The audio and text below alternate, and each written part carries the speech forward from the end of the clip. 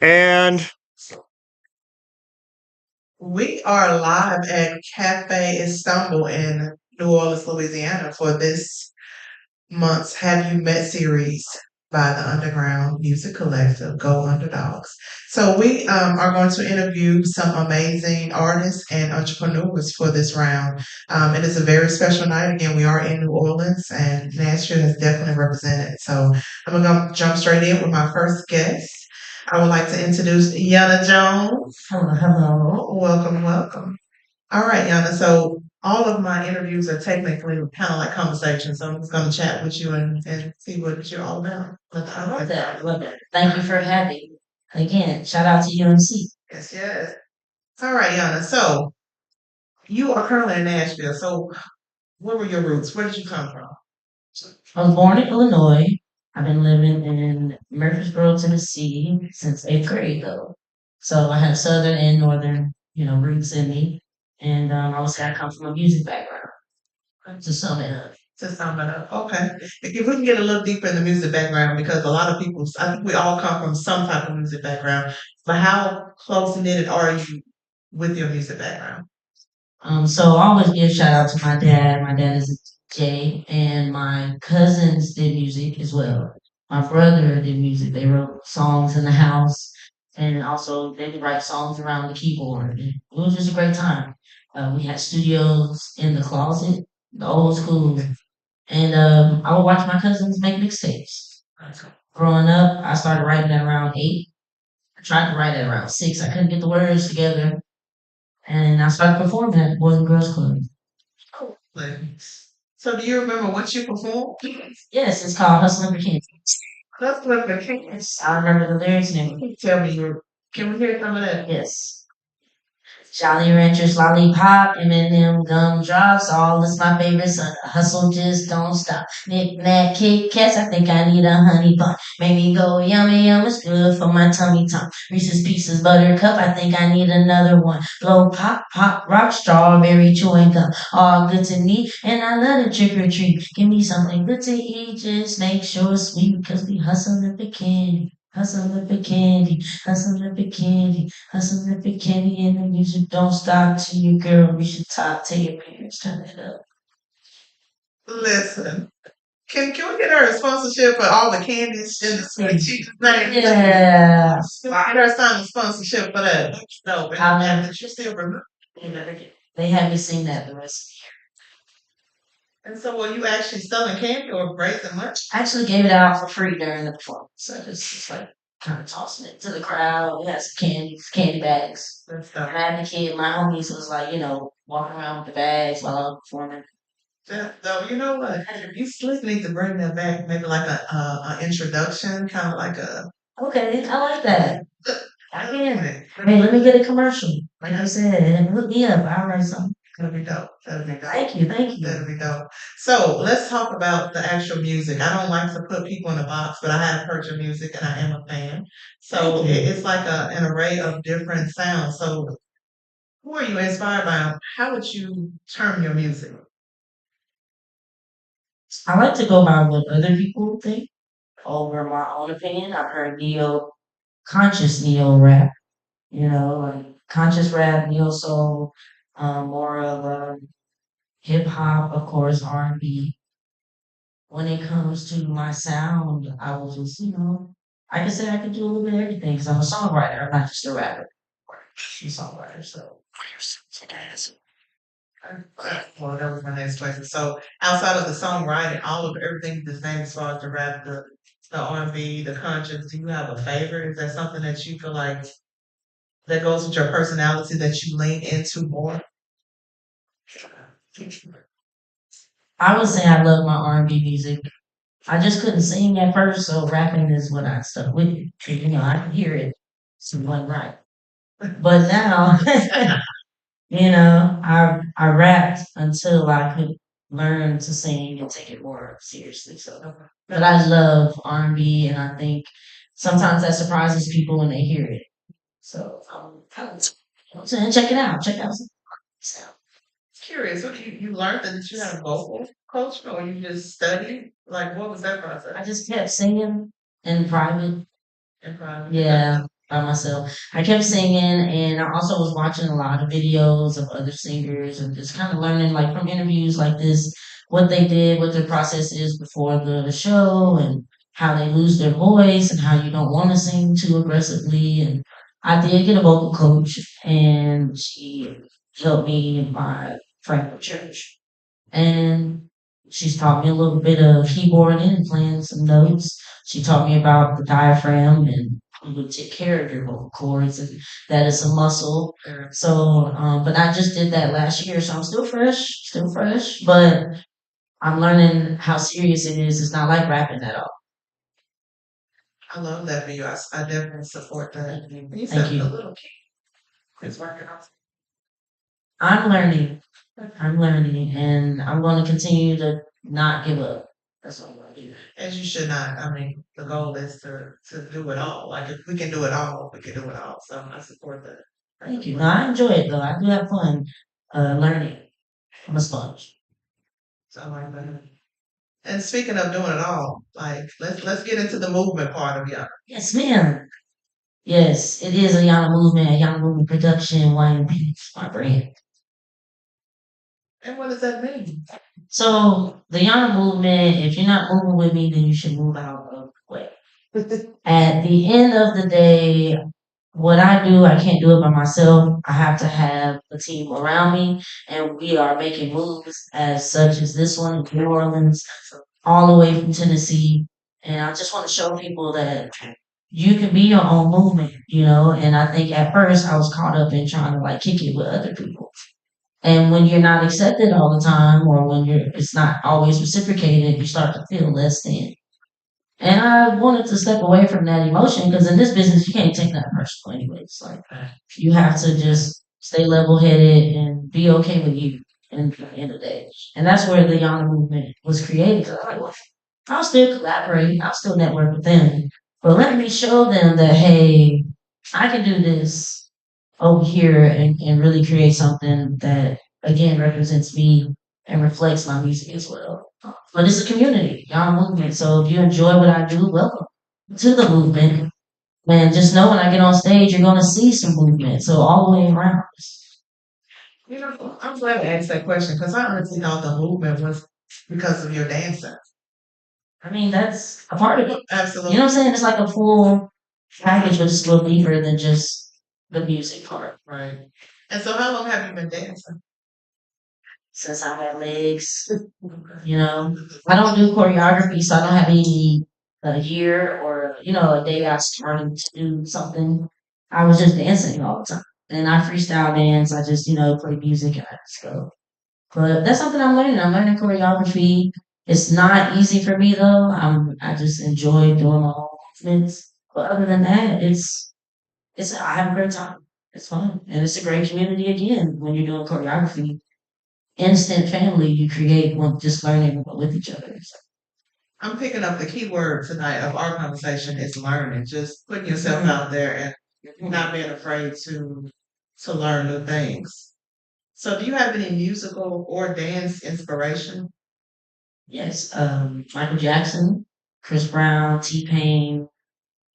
I love. If we go rap, we want to say Lil Wayne, Eminem. I love Kanye West. We still love him. Oh, Kanye. You know, but just the music. I was born in Illinois, so just his music I have to did inspire me a lot. But those are, just a few. I would say just a few. Ludacris, like I love Ludacris. We could Also from Chicago originally. yeah. We talk about Erica Badu, Maxwell. I love Maxwell. I want to sing like him one Like day. that old school vibe. Yeah, yeah. Right. So what is happening in the future? Your movement. For my movement, I just want to perform. I want to tour and do more community service. I've been learning that not just in life, but just with my team, my music comrades. I have a lot of leaders and a part of my group, part of UNC. Shout out to Gerard, shout out to Joseph. There's leaders that's showing us how to do it, and I just want to follow in that step with the movement, behind me. The more I grow, the more resources and help you receive, you know, and it makes it a lot easier when you're independent and when you're on your own. So yeah, show love, show love, sure. Absolutely. What has been your biggest accomplishment? Opening up the Lucas. I love to talk about that. I would say that's the biggest surprise that even I didn't expect. At NTSU, shout out to NTSU, opened up for him at the Murphy Center. The music committee actually chose me after everybody submitted on campus. And I think because I was a freshman in college, it just was something that still blows my mind to this day. That's amazing. That's amazing. That's amazing. Thank you. Congratulations for that. Well, thank you. Appreciate that. So, what is your greatest motivation? Like, if tomorrow you wanted to give up on everything that you're doing, what would motivate you to keep going? Honestly, Truthfully. when I feel like giving up at that point, I'm not necessarily happy when I'm in that moment, right? When anybody's in that moment of wanting to throw in the towel, you're not necessarily happy. So for me, whenever I get down, I don't like that feeling. So I would say to see myself hang my head low, it pushes me in a different type of way. To where now I don't need others to validate me. It's more of a self versus self thing. Hence the Yonna move. You know? Um, and again, if you want to be a leader, you have to look at yourself and say, okay, let me take care of myself too. And so that inspires me, like when I want to give up and quit. And it's okay to sit in that emotion a little bit, but once I realize where I'm at, it's like I can't. That's not the personality and character I am. And feeding off of other people's energy, like I don't want to pass that energy on to others. So I guess my community also inspires me to not. That's a number two reason, to not hang my head low. I'm around a lot of positive people. I have a lot of people that support me and just help me get to where I am. So I would hate to just allow myself to get too low. But grace, we give ourselves grace. We do We indeed. do. We need grace. Can we give a shout out to Mama real quick? You mentioned Mama. I know she's like your number one thing. Yeah, shout out to my mom. I love my mom. I love you, Mother Irene. Make sure y'all show my mom some love as well. She's amazing. She dropped me off to my, destination when I need to get here. So she's been helping me out a lot. Shout out to my mom and my dad. Shout out to my dad as well. He's been supporting me as well.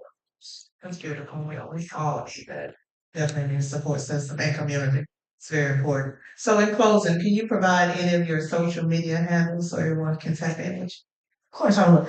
Yonna Jones, Yonna Jones on all platforms: Facebook, YouTube, Instagram, MySpace, Snapchat. Yes. So again, Yonna Jones, I really appreciate y'all for having me again. Stick around, enjoy some music. No, appreciate that. Everyone, give it up again for Yonna Jones, the Yonna Jones movement. May you continue to move in your purpose, sister. I appreciate you. I appreciate you. All right, I'm actually going to call up my next guest. Can we have Joe Badele to the stage, please? Give it up for Joe as he enters the stage. Here, Joe.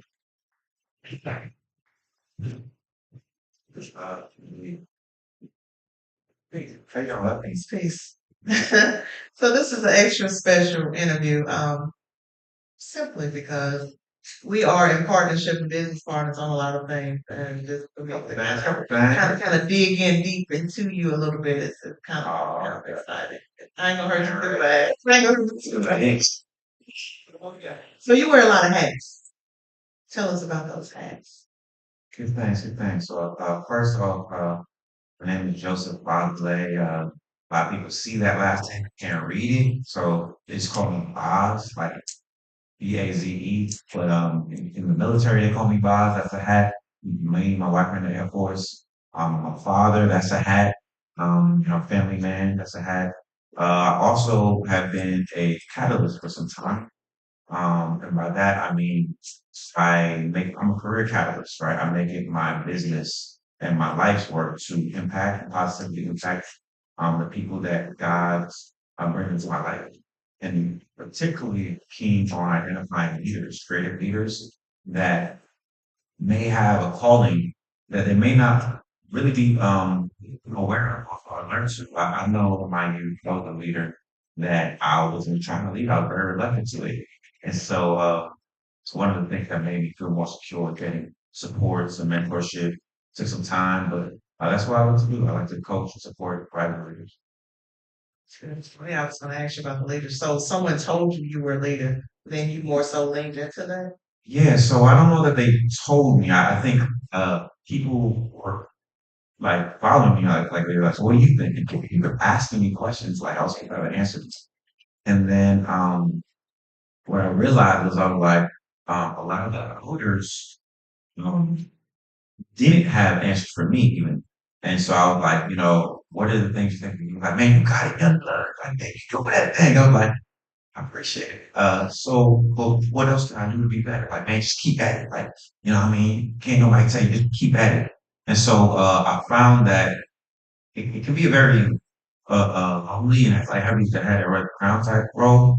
And so, when you're pouring into others, it's really, really rewarding when you can find people that see your value and want to pour into you. And for years, I could not identify or find folks that can do that altruistically without, ulterior motive and other intent. And so I just started to do. It's kind of like I think we all get into business providing a solution that we needed for ourselves.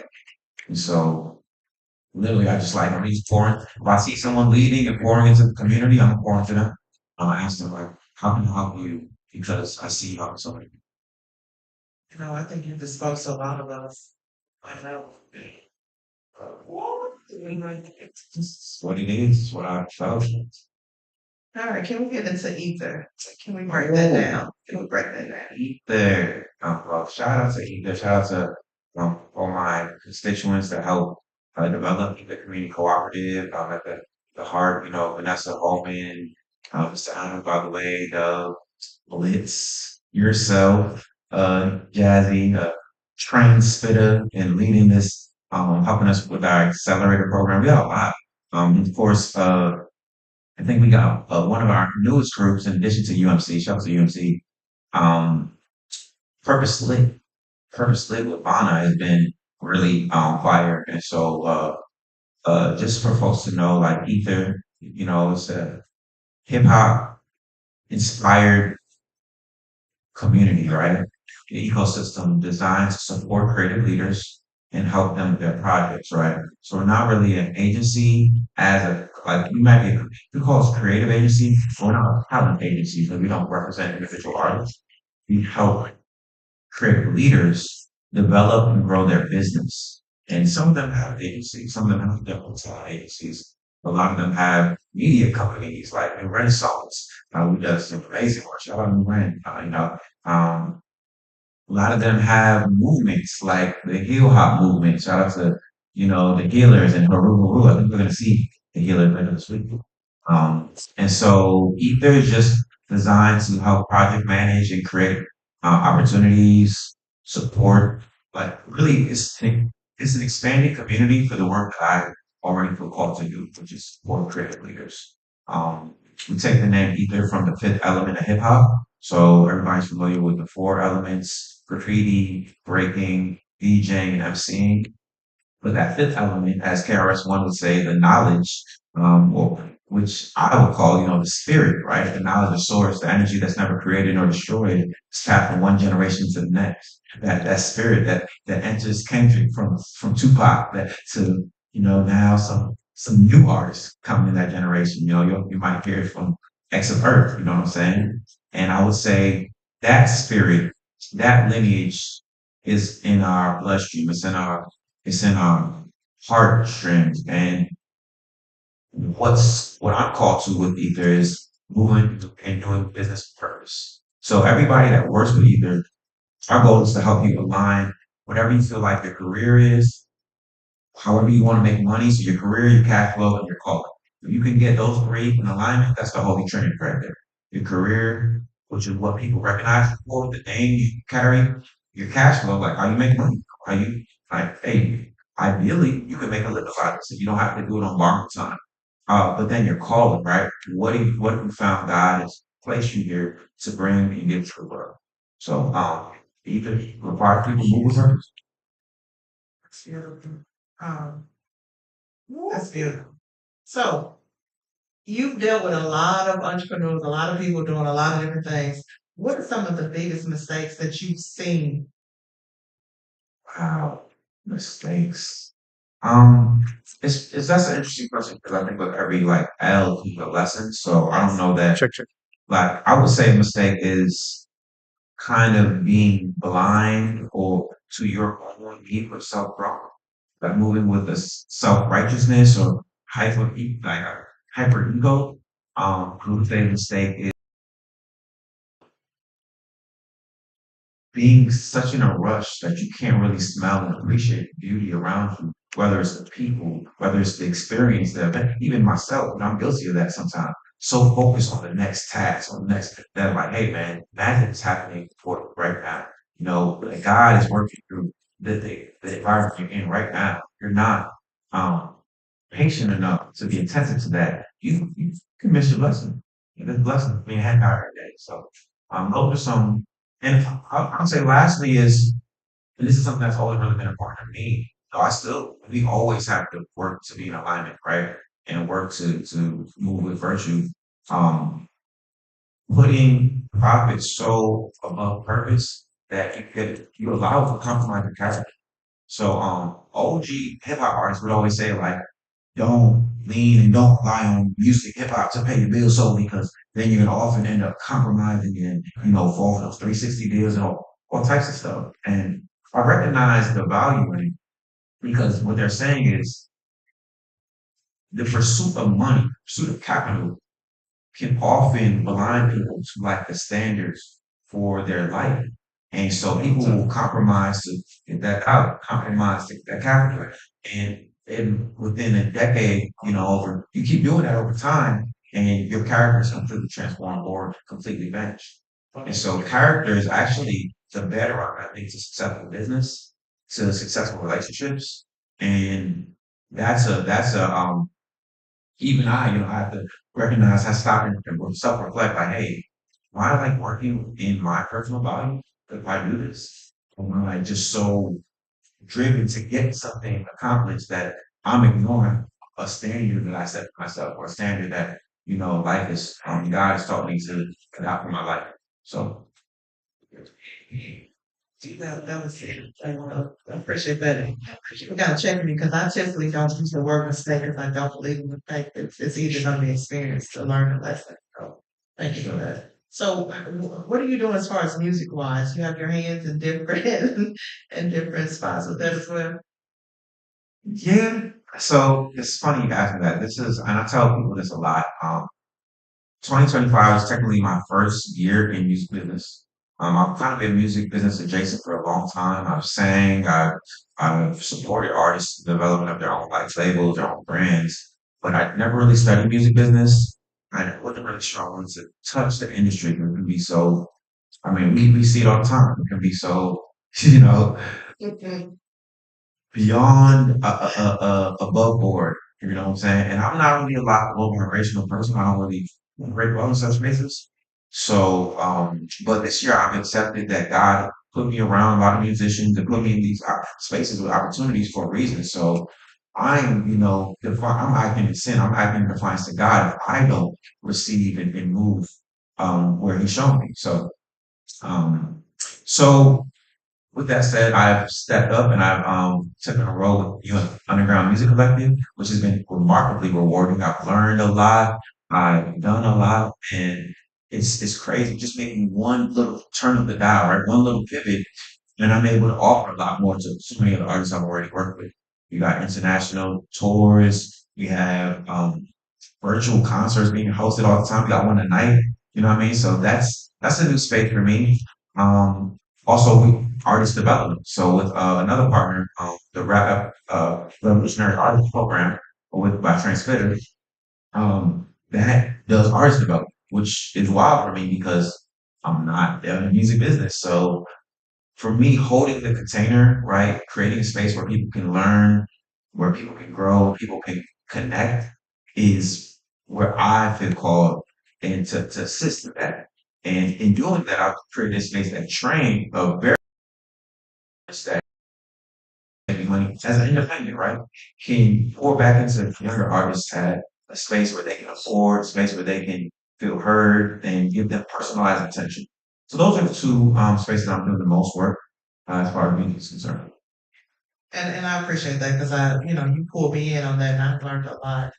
You were like the top student in your class. Like you were just such a sponge and you showed up. So like that's why everybody's singing your praise. Like Jazzy, you got it. Whatever you want. Like the doors of the church are always open to Jazzy.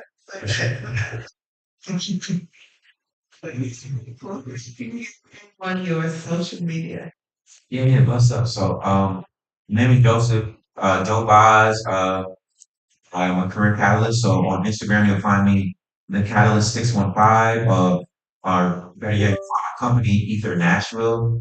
And yeah, I'm honored to be a part of UFC. Thank you again. Give it up to Joe Bias. Appreciate you. Running over to the chair for the man himself to come up. Yes, yes.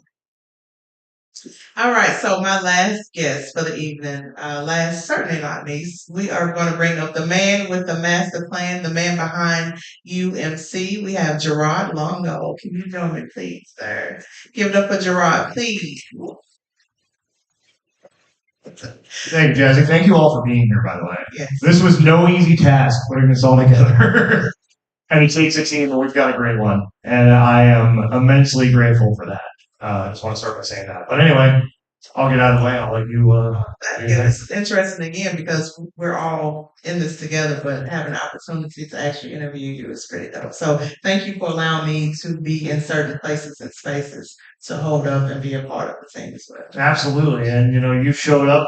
You showed up to those places and those spaces, and you are a light in those spaces. And so it's important to have people who are bringing light to environments, give them that opportunity to bring light to more environments. That's what you're doing. So, absolutely. Thank you. All right, so we're going to jump right in. Underground Music Collective, how did that start? You got all day?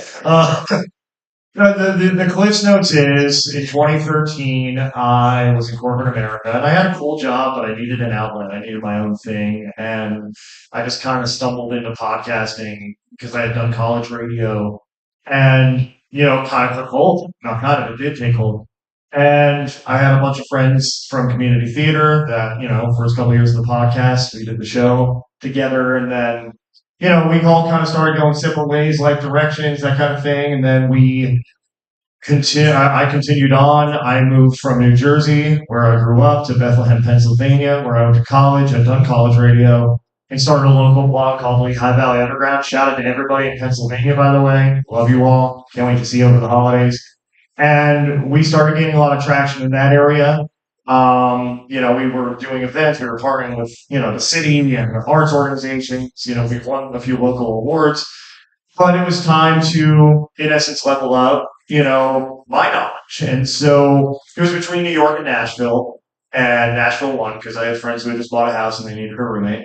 And we rebranded to Underground Music Collective. And I made a deliberate choice not to put a location in the name, because I wanted us to be able to, at first, take what I was learning in Nashville and bring it back to Bethlehem, right? But then also with the mind of, well, we could take this thing anywhere. And that was 2018. It was right around this time in 2018 when I was getting ready to move to Nashville. And, I had that idea. And here we are 7 years later, sitting in New Orleans, Louisiana at Cafe Istanbul with this team of people who some have been here for a while, some, joined the ride this year, and we're connecting the dots. We still, of course, have blog content. We still do the podcast, The Quinspin, every week. We have events that we put on, like what we're going to do here at Cafe Istanbul tonight, here, there, and everywhere, and also we're connecting our artists to opportunities to each other. We launched the Underdogs community this year officially, the Next Horizon program, which this has been a good like beta test year for that, getting our artist ambassadors in more environments, not just to perform, but to learn, to connect, to collaborate with each other. And all of the things that we've always done are still there, and they help to support this engine that, keeps churning for these artists and the creatives who serve them. And it's just really important for us to do that work because ultimately, as our little pennants say here, creators have the power. We do. And so for so long, the narrative in this industry has been that creatives don't have the power. And so we want to be a part of that change. And coming in environments like NOLA MusiCon, I was in Charlotte for Confluence, Carolinas a couple weeks ago. These are where these conversations are happening. And we want to be in that mix. And we want to bring value to that mix. We want to take our community and help grow a stronger ecosystem. Because that's what it's going to take on the old guard, the traditional infrastructure. And it's not about wiping anybody out, but it's about giving ourselves a seat at the table. So when it comes time to come to that table, we have some bargaining power and say as the creatives driving this industry forward, because it's so important for creatives to take an active role in this. And so, yeah, that's my long-winded answer to your question. No, that's been a hell of a journey. So I love that you've come to this space, that you can see your accomplishment, what you have created and manifested. So I know this is kind of like a surreal moment to come full circle because you were here last year for the NOLACon. Yeah, Excuse me, NOLA MusiCon. Can you talk to us about that? Yeah, because a lot has happened for me personally and professionally the past year. And actually, it was in this room, the closing night showcase, where I had that like epiphany, for lack of a better word, that like we're closer than we've ever been to connecting those dots, and we're all having the same conversations in different places. So why don't we find ways to bring that together? And since then, again, a lot's happened personally. We don't have to get into that. And a lot's happened professionally, and in the sense of opportunities have continued to show up, and people have continued to show up, like yourself, like Joe, who's just on the stage. Joe came into the fold, and we've known each other, worked together for years, and officially he came into the fold in February, and has been such a key architect of the Underdogs community and everything that we're doing this year. And has brought so many wonderful people in, like X, who got us this venue tonight. Well, Nick, who's taking photos of us right now, like it's so amazing to just see how we've all been kind of orbiting each other for a while, right? And now we've all really come together. Like the people who are doing good work for the right reasons are finding each other.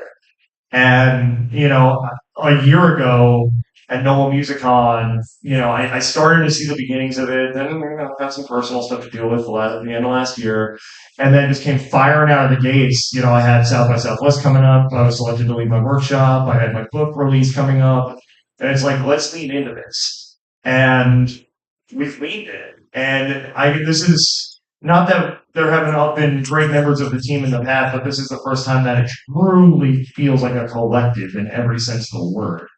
And I'm excited to see where that goes and how we continue to grow together because we're here. We're in New Orleans. And, I've said this to a couple folks. I know I said it to Foundation last night. Foundation Activity will hear on the stage later, of course. And on Wednesday at Rabbit Hole with the Healers, I said, this, in essence, is everything I ever wanted it to be. We're doing it. Now, with the revenue, we'll get to that, the funding to do more of it, right? But, we have such a strong core group, and the sky's the limit as far as what we're producing now and where we can take it. And I truly believe that. And it's not just me. It's the effort of every single person in this room, people who are not in this room right now. And it's beautiful to be back in New Orleans to come full circle here at the end of 2025. The best year in UMC history and the best year of my life. You know what? I celebrate you. Can you drunk?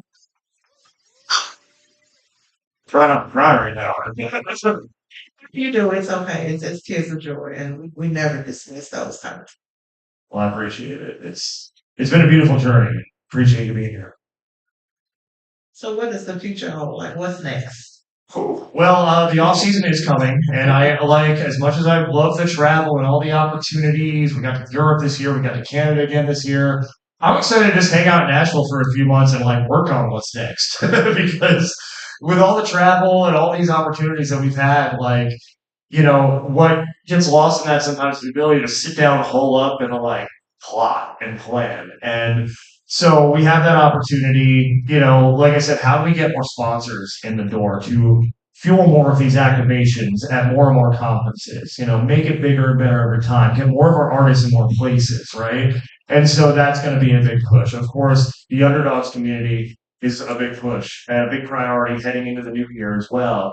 And just continuing to find opportunities to connect with new people, with new markets, with people who have new ideas to bring into the fold, right?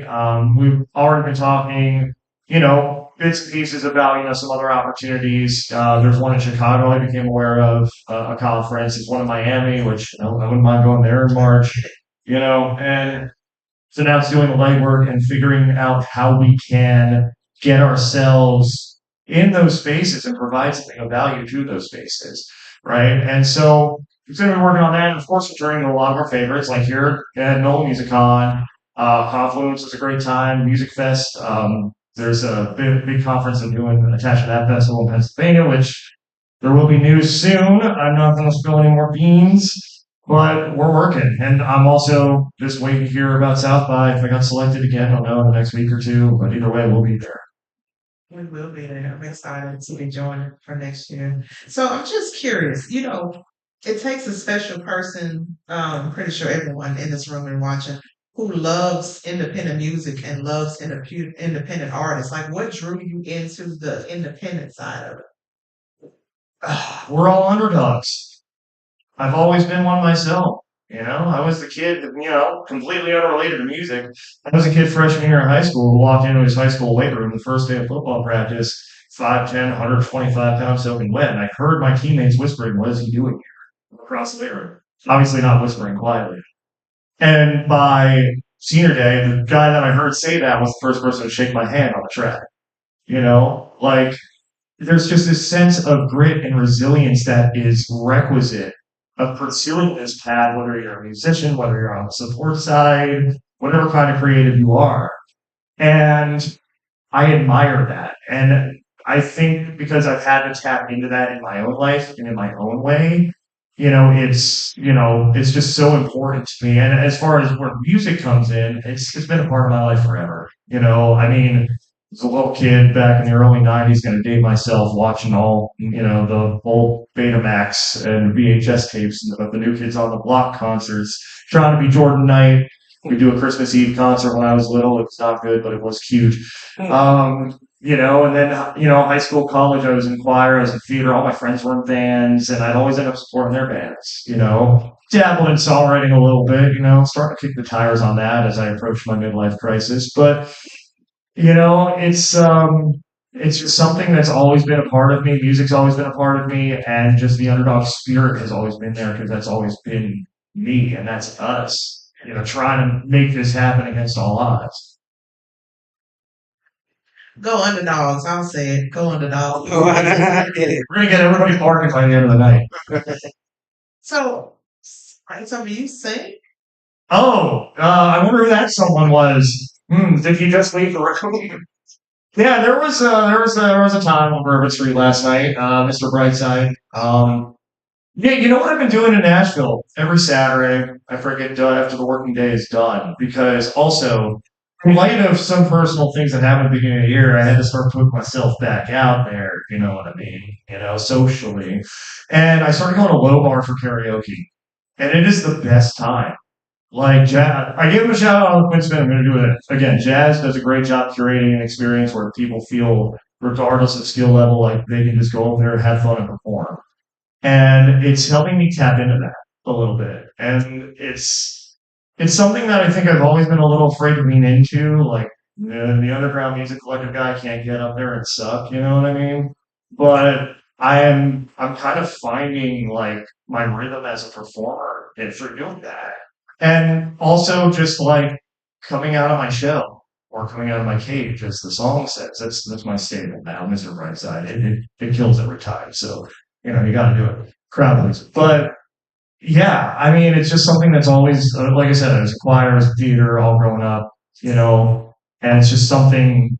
It's an itch I've always wanted to scratch, and I think I've realized, in light of certain things over the past few years, is I've got a lot to say, and a lot of things that I don't necessarily get to communicate through the UFC platform, that are more Gerard things that I think I'd like to get into the world sooner rather than later.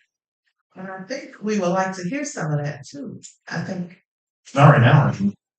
I had a voicemail from last night.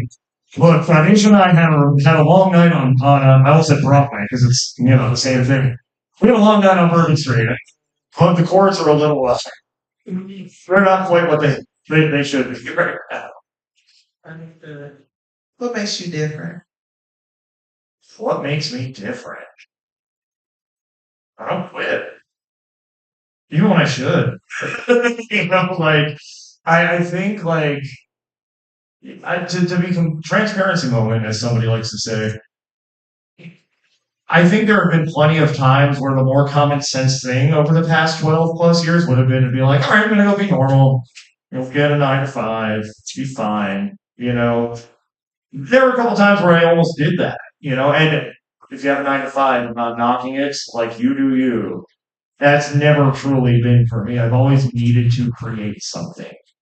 And it's in the book, actually, which is right over there on the table. Before launching the Clinton Spin, it was right after, there was a year between when I finally stopped playing football and I started that show, and I was just kind of checking the boxes. I was working a corporate job, commuting to New York. Girlfriend at the time lived outside of Philly. I had no time for myself. And what that led to was me having a bunch of panic attacks in the summer of 13 that led me to think I need a creative outlet, which then became the show. And 12 years later, here we are. You know what I mean? And without that, existential void and the panic attacks, we wouldn't be sitting in this room right now. But in those 12 plus years, I was telling Aggie before, this has lived a lot of lives, it's died a lot of deaths, but the flame has always flickered. And I just can't quit on it.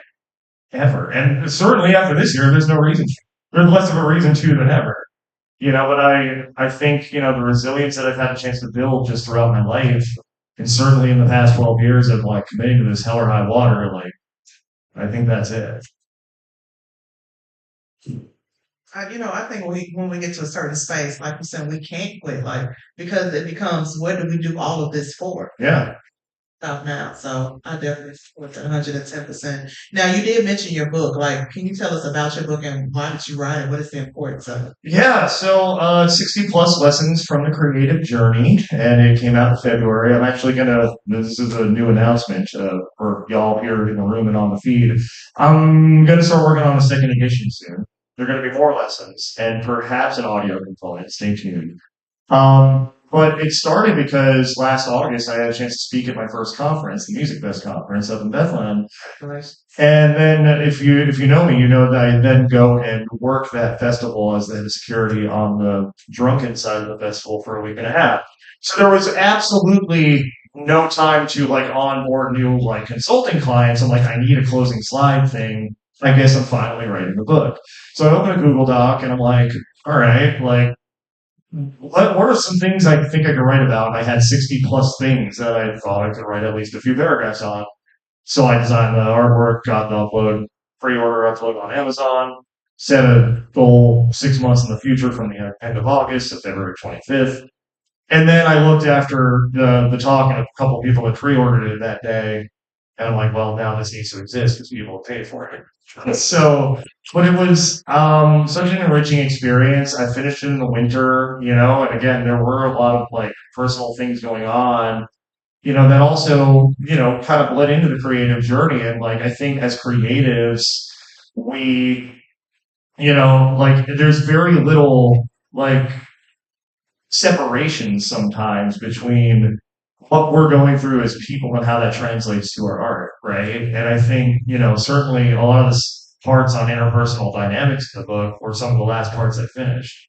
because I was going through it at the time and figuring out how to manage this energy in my life, but also funnel it into something productive. So in a way, like finishing that book was therapeutic for me at a time when I needed it. And at a time where I really needed to focus on like the road ahead because I knew I was coming into a big year. And it was really healing to finish that, really gratifying to finish that. And I'll tell you what, like it was so cool to go to South by Southwest and see it in the bookstore this past March. That's dope. And that came together like, I mentioned on one of the office hours call, oh yeah, I have a book. And then Annie Powers, who's the workshop coordinator, she's like, oh, you should submit it to the bookstore. And they were able to get me in, on a consignment deal. And that's the first, it felt like, Charlie going to the chocolate factory with the golden ticket, running up there trying to find my book.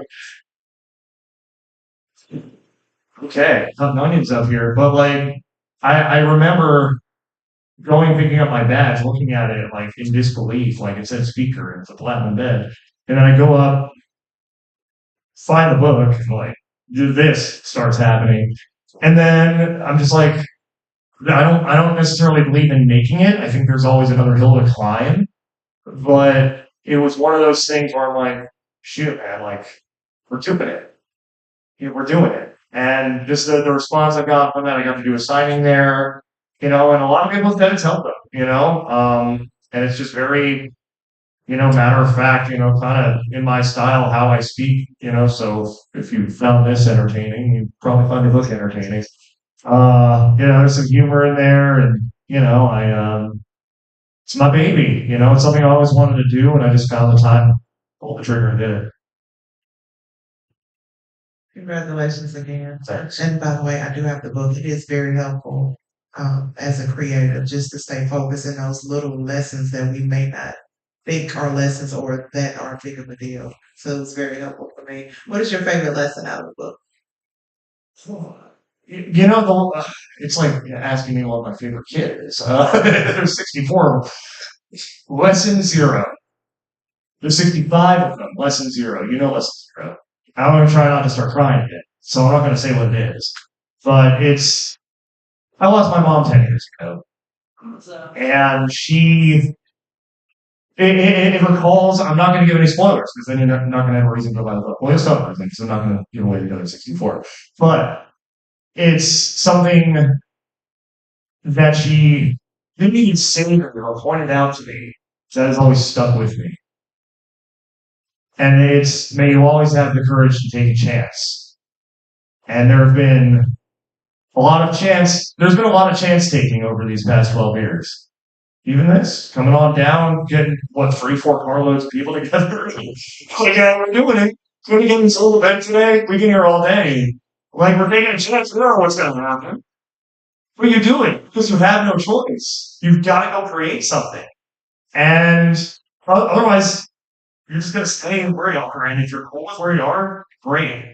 But as creative souls, we're not cool with where we are. We want to keep going. We want to keep creating. There's always that next thing. And here we are creating in real time on this stage.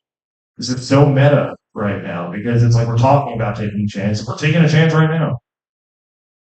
So that's one. But another one I always refer to is just start, which you would think is lesson number 1, but it's lesson number 2. So what's in between? Buy the book to find out. Buy the book to find out. I'm getting better at the sales thing too, Create that FOMO. Yeah, that's kind of tricky. It's a lot too. Like as a creative, it's a lot of hats, a lot of responsibilities to do. So I think you are doing an amazing job in just a short amount of time that you and I have connected and just being a part of UMC has been an amazing experience for me and a lot of artists, a lot of people in this room. So we definitely support you and appreciate you. And I want to give that right back to you because I've seen so much growth on your journey this year. I've seen so much growth from so many people in this room, and so many opportunities that we've all found, and that we're sharing with each other. And, we all understand that we're in this together. And again, today doesn't happen if it's just me. there's an entire team behind this today. There's an entire team behind this entire trip to New Orleans, not to mention the support of an amazing partner in NOLA MusiCon. Brought us here in the first place to NOLA, and so I appreciate that, but I also want to make sure that everyone out there knows, everyone in here knows that like it takes a village and you need a team of people, you need a community. And when those right people start showing up, it's a product of the energy that you put out, right? We are what we attract. And I'm fortunate and I'm so proud of the people in this room and I'm grateful to know the people in this room because I love the notion that this is a reflection of the work that I've done, and I hope you all feel the same way because this has been amazing and the conference hasn't even started yet. We still got a long way to go here this week. But we're going to get it done. Thank you. All right. So I know they have social media handles, but if you don't mind just sharing, just for the record. Yeah, if you're not already following us at UMC Worldwide on most of the socials, and if you want to follow me for updates, pretty much on just that anyway. But also some just other stuff like that I find funny, you probably don't. That Gerard Longoch will. That's Instagram, and yeah, just umcworldwide.com. Coming Underdog. We're gonna be rolling out Brand Camp again in the new year. Tap in with us. Strap in because it's a wild ride, but it's the best ride. It is, and it's all worth it. Thank you. Thank you. All right, so he's actually my last guest. However, we do a Q&A session with everyone that was up here. So Yonna Jones, you mind coming back on the stage for me? Give it up for Yonna Jones as she returns to the stage, please. And then also Joseph Basile. Where are you, brother? You don't mind returning back to the stage.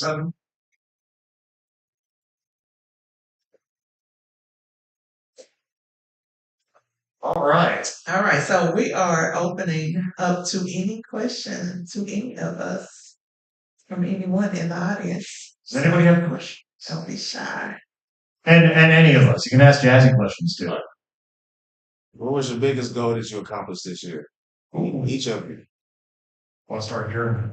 The biggest goal that I accomplished this year, just a transparency moment. Just surviving. Like really, my father passed away a month and a half ago, and I'm doing it exceptionally well, better than I thought. My father is my number one fan and support system. So just getting up every day and still being creative and still loving and still knowing that I have a purpose. Just surviving. Seeing this all come together, this seems like a very full circle experience here in New Orleans because so many different pieces of what this year has been have all come together here in this beautiful gumbo pot of a city known as New Orleans. And, for example, like with NOLA MusiCon, Andy Ortiz and I ended up on the committee for the showcase this year. We met at South by Southwest. I think we spoke for like 90 seconds that day, and we followed up, and like immediately, between her Dawn Audio Group and UMC, there was just a lot of alignment, and then turns out she's based in New Orleans, and we just all started kind of like connecting the dots and putting our heads together, and we've got some really great programming on this stage tomorrow night at the Rabbit Hole on Wednesday as well. And just seeing the team, the community just rally behind this, like, again, it's everything I ever wanted. Something I've achieved. I would say my album being completed, my Abundance album is coming out, being released this year. I've been working on it for such a long time. It feels like I wrote the songs probably a couple of years ago. And it's just a process that I wanted to follow instead of just putting music out any kind of way. But to see the music finally coming out, also achieving the social media aspect of it, like it's so tough to put music out when there's so much pressure on the content you have to have and the finances as well. And all that trickled down to being here to New Orleans as well, like just being able to share my music here and continue to spread my music after I just created a brand new album. Like this is a great opportunity, Gerard. Like I thank you. It's a great opportunity, Joe, to be able to not just create the music but spread it. So this as well is one of the biggest achievements because it all kind of goes together for me. Um, so one of my goals for the year was to put myself out there more and accept like where guys say it's really I know it's just it's wild to say because I'm so present, hyper present for people I love and believe in. But I was just like, man, I don't ever go live. I still don't go live. And I hadn't accepted I got a lot of interview invitations and I didn't accept any. So this was the first year I accepted did my first interview with Certified Lounge. It was a pretty dope interview too, man. It was like cathartic, it's just recant your journey, your lessons. And this is my second one, right? But for me, that's a lot, two this year was a huge accomplishment. And thank you for that question because that is a goal that I was challenging myself to put myself out there. And you live now, brother? I am, like, yeah, that part. All right, question. Nothing too big, nothing too Um, what did we- uh, What does this community mean to you guys individually? What does this community mean to me? To me, it feels like what I am doing is impossible by myself. So with my community, anything is possible. Like anything is possible. There's so many leaders. I think I mentioned this earlier. There's so many leaders and different hats that are worn amongst each other that once you put each other together, we're like unstoppable. I love that. Uh, so community is like security almost, right? It's a sense of accountability and support. And so I think we always have like the family we're born into, but we also have the family we choose. And we love that family we're born into as well. But um, when I find the family that we choose that also chooses you back, there's a sense of affirmation, security that people are going to hold space for you, that people are going to create space for you, and your dreams won't be like left deferred, like, so that's what the community is. Let me piggyback off the Joe because that was part of my answer as well. So, this community for me it means family. I have an acronym for family. If you are faithful, affirming, and motivated, then I love you. So, being a part of UMC, I've created my own family, and it's amazing how things are aligned, and it's almost like all of the perfect strangers came together to create this amazing family that I'm so grateful. If you are faithful, affirming, and motivating, then I love you. It's my family. It gives me something to stay accountable to and strive to be better for every single day, strive to show up for every single day. Hearing what you each had to say, right? It's like we've created something that, see, voice crack, my vocal cords are in bad shape after last night, but we've created something here that like we are all contributing parts of this larger. And for me, as the person who started it, right, like it makes me really have to take a good hard look at the type of leader that I am, because for so long it was me. Like UMC was me. Like it was like I mean, people had come in and contributed and, but consistently, like I was always the one, right? And so to know that like putting this together, for example, to know that like Joe took the lead on lodging, X took the lead on this space and getting it ready for us and getting it for us in the first place. Like Jazzy, to know that you'll get up here and you'll interview people.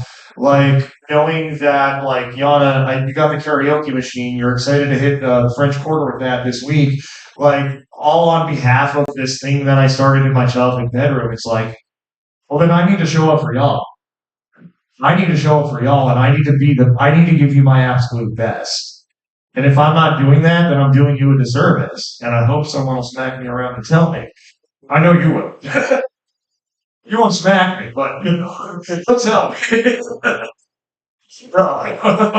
But like it just gives me something that like I need to show up for every single day because it's not just me. It's everyone in this room, and I've got to do my part.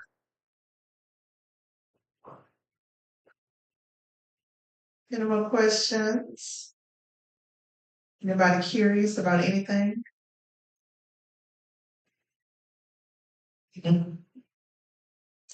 Uh, Okay. you have any like anybody that feels like they've been slept on, overlooked, um, and not necessarily given a fair opportunity in the room? Show of hands. Anybody feel like that at some point in their life they've been slept on, overlooked? Because then you're an underdog. I hope you join us in this community. That part. Oh, wait. I mean, it's coming to us. What advice do y'all have for underdogs out there who are currently lacking community support and resources? What is your advice to them to push through the hard times? What is your advice to them to take steps into finding? The spirit has moved me. Thanks, John. Find a way to help. Find a way to help. Find something about what you want that's bigger than you. Because ultimately, it's not fame, it's not fortune, it's not all these things that you don't yet have, but will one day have that will light the dark hours. It's purpose. And that purpose comes from creating something bigger than you from your own values and finding people that connect with those values. And by the way, if you're going to NOLA MusiCon, that's a big component of the workshop, so make sure you come. But I'm just plugging everything. But no, find a way to help. Find a way to show up and be of service to something greater than yourself.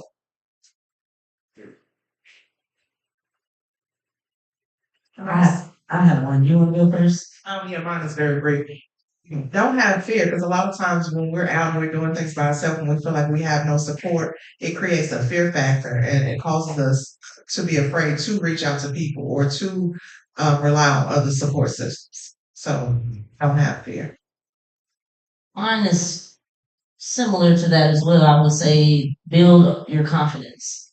Again, your self worth and how you look at yourself is extremely important in business and in this world. So have confidence and work on your confidence. 'Cause I think that's what also keeps people the fear of talking to someone or asking for help.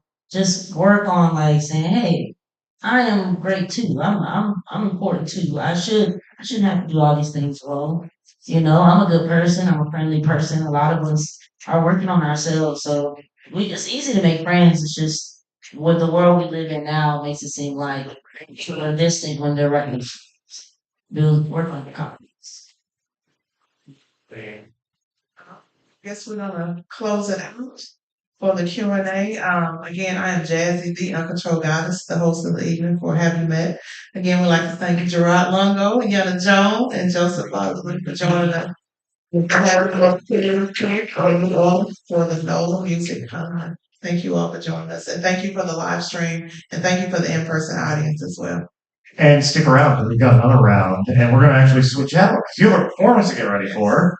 And so we're going to switch out. We've got another group of artists to bring to the stage. But first, I want to introduce our host for the next round of Have You Met? And it's somebody that I mentioned before, representing Dawn Audio and my colleague on these NOLA MusiCon showcases together, the Crescent City Crossroads. I'd like to welcome Mandy Ortiz to the stage.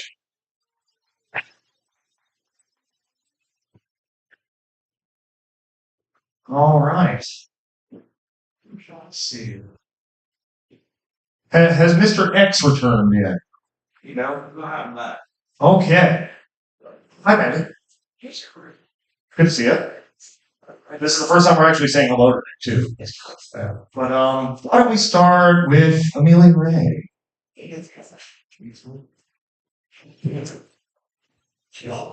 Anything can happen live in our game. And there. Oh, yeah. Yeah.